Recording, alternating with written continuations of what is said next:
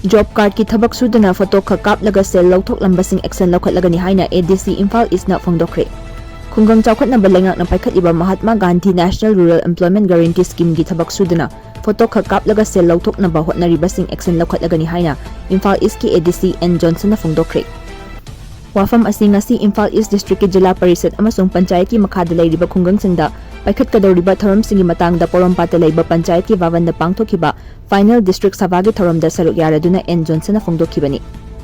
ADC N Johnson na paumi singdahai Maniraga ek asi khungang chawkhatnaba lengak na akhanna paikhatkiba thorang amani adubu miyoi kharana Thabak Sudana photo Khak Kaplaga Thabak Suba saduna sel lauthokle haibagi report lakli asigumba thawong asi tawdanaba mari leinaba singda pautak pikre. Karigumba hairiba aranba thawong sing asi makhata na chatharamlabadi miyamna pau pibirau chapchaba action Loukhatkani Haikhre cheksinwa thambaga loinana asigumba aranba thawong sing asi miyam yaudana department khaktana thengnaba ngamloi Jila Parisad amadi Pradhan sing na supukchel singna Manirega maipak na paikhatpa ngamnaba hotnaminasi haikhi.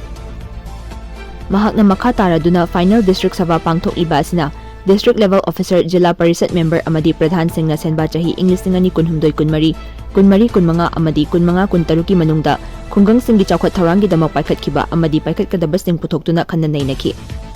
Khanariba wafam sing adu Final District Savana ayaba piraba tungda e-gram Swaraj portal da thagatuna matam gi senba chahi sing asigi thabak thoram sing implement tawnaba hotnabani haikhi. Thoram aduda district ke tongan ba Jila Parisad amadi gram panchayat ki mihut sing na saruk yabaga loinana lakadawriba chahi sing da paikhat kadaba thabak thoram sing puthoktuna khanaki.